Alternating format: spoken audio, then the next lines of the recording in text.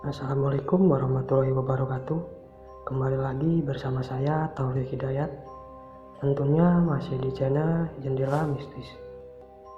Alhamdulillah, akhirnya kali ini saya bisa berbagi cerita kepada kalian. Bagi kalian yang menyukai cerita mistis maupun cerita misteri. Dengan cerita ini semoga kalian terhibur dan juga kalian menyukai video kami. Sebelum melanjutkan video ini, bagi kalian yang belum subscribe, silahkan subscribe mulai sekarang. Jangan lupa tinggalkan like, komen, dan juga share ke teman-teman kalian, agar teman-teman kalian juga menikmati cerita horor ini. Tanpa berlama-lama, mari kita menuju ke ceritanya.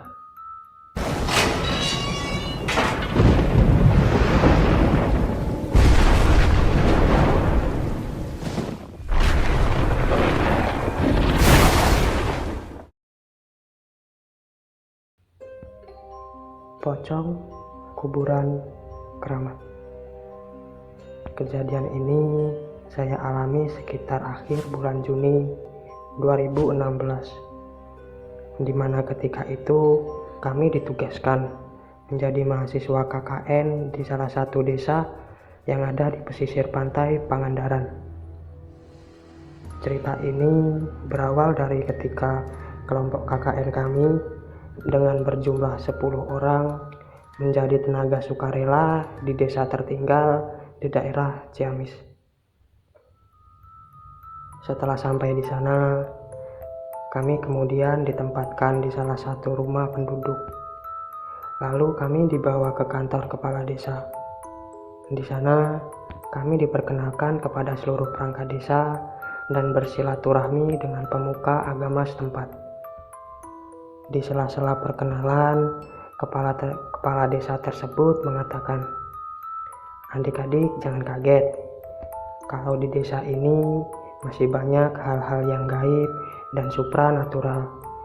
Di sini sudah biasa," ujar kepala desa itu sambil memperlihatkan botol-botol yang di dalamnya berisi barang-barang kiriman alias santet selama dia menjadi kepala desa di desa tersebut.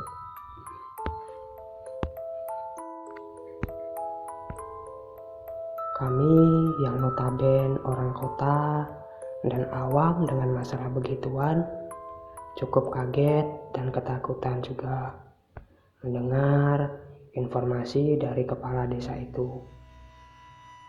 Dan yang mengherankan dari desa ini, ketika kami melakukan survei tempat, ternyata setengah bagian dari desa itu dipenuhi oleh makam alias kuburan. Hingga di desa itu ada 3 kategori untuk kuburan. Ada kuburan biasa, kuburan tua, dan kuburan keramat. Suatu ketika, koordinator desa harus menyampaikan surat undangan untuk rapat ke rumah Pak Kades. Jaraknya sekitar 2 jam perjalanan dengan menggunakan ojek.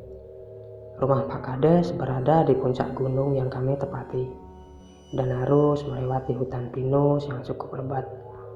Dan kata penduduk setempat, hutan itu cukup angker. Setelah menyampaikan surat dan berbincang-bincang sejenak, teman kami yang mengantar surat pun pamit untuk pulang. Dan di tengah perjalanan, tukang ojek itu pun mengobrol dengan teman kami. "Den, kalau Aden lagi KKN, takut sama hantu enggak?" tanya tukang ojek. Ditanya seperti itu, temanku menjadi heran dan sedikit ketakutan. Pak, jangan ngomong yang enggak-enggak dong, kan serem. Kalau bapak sendiri takut enggak sama hantu?" tanya temanku. Itu sih kecil. Di sini sudah biasa, Den. Tuh, di sebelah kanan dan kiri kita kan kuburan keramat semua. Hehe, kata si tukang ojek yang sepertinya sudah terbiasa dengan hal-hal yang aneh. Belum 10 menit dari obrolan mereka, tiba-tiba mesin motor itu mati. Walaupun sudah berusaha untuk menghidupkan motor itu, namun tetap sia-sia. Beberapa saat kemudian, dor, ban motor itu meledak dengan sendirinya. Aneh, biasanya ban meledak atau kempes kalau mengilas sesuatu. "Aduh, kenapa Pak?" tanya temanku. "Iya nih, kenapa jadi gini ya? Begini saja, Aden tunggu di sini, saya ke bawah dulu membetulkan ban motor ini," kata tukang ojek kepada temanku. Walau sebenarnya takut, tapi apa boleh buat. Akhirnya temanku itu mau juga menunggui motor itu di tengah hutan yang jauh dari mana-mana. Sambil duduk dan istirahat di atas batu yang sudah berlumut, temanku tak tahu kalau batu yang ia duduki itu adalah batu nisan kuburan keramat yang sudah berlumut. Setelah setengah jam tukang ojek itu pergi, tiba-tiba angin berhembus dengan kencang. Samar-samar, temanku itu melihat bayangan putih berkelebat di atas pohon pinus. Bayangan itu semakin jelas ketika sinar bulan menerpa tubuhnya. Dan makhluk itu seperti tertawa, mengikik pelan, dan sedikit mendesah karena tertiup angin. Temanku yang dari tadi komat kamit membaca doa, tiba-tiba pingsan dan mengompol di atas batu nisan tersebut. Singkat cerita, temanku itu sudah dibawa ke rumah oleh si tukang ojek dan dirawat oleh orang pintar setempat. Malam kian larut. Teman-temanku satu persatu beranjak tidur, kecuali aku dan temanku Rudi. Kami mengobrol di beranda dengan menghadap ke arah masjid tua dan kantor kepala desa yang di belakangnya dipenuhi dengan kuburan. Jam saat itu menunjukkan pukul 1 dini hari.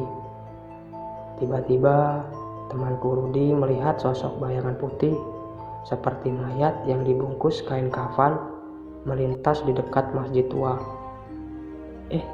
Kamu lihat itu enggak?" tanya Rudi sambil memegang pundakku keras sekali. "Melihat apa?" tanyaku heran, karena memang aku tak melihat apa-apa. Itu tuh pocong," tambah Rudi lagi.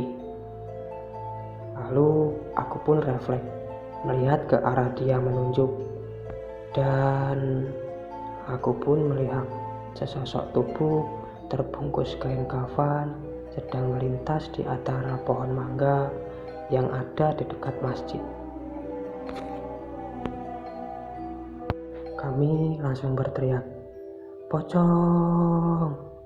sambil berlari masuk ke dalam rumah. Seisi rumah bangun dan bertanya, "Ada apa?" Lalu kami menceritakan yang kami alami tadi. Tentu saja seisi rumah jadi ketakutan. Akhirnya kami pun berencana untuk tidur malam itu. Tapi setelah jam 3 dini hari, ternyata rasa kantuk mengalahkan kami. Akhirnya kami pun tidur kembali di kamar, kecuali si Rudi yang tidur di sofa kamar tamu, karena kamar tidurnya sudah penuh.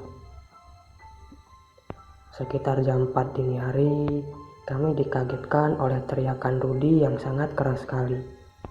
Kami pun keluar kamar, dan di depan mata kami terlihat sesosok pocong yang sedang duduk di sebelah teman kami itu. Tatapan matanya sanyu, kulitnya melepuh dan juga bernanah. Kami semua serentak membaca doa-doa meminta kekuatan dari yang di atas. Tiba-tiba sosok itu mulai mengeluarkan asap dan akhirnya menghilang dari pandangan kami. Kami sesaat terdiam, serasa di dalam mimpi. Setelah sadar, kami berusaha menolong teman-teman kami yang pingsan. Akhirnya kami sepakat untuk benar-benar tidak tidur. sambil bersama-sama membaca doa. Sekitar pukul 5:30 pagi, seusai kami sholat subuh, pintu rumah diketuk dari luar. Setelah dibuka, ternyata Pak Kosim. Kata beliau, kami disuruh datang ke rumah salah satu penduduk nanti siang karena ada yang meninggal. Kami datang untuk melayat dan sekedar mengucapkan turut belasungkawa. Setelah dipersilakan masuk, kami pun berdoa di samping jenazah. Namun, betapa kagetnya kami setelah kami lihat orang yang meninggal itu. Karena wajahnya sama persis dengan pocong yang kami lihat tadi malam. Terima kasih. Itu sedikit cerita dari saya yang saya alami ketika sedang KKN di desa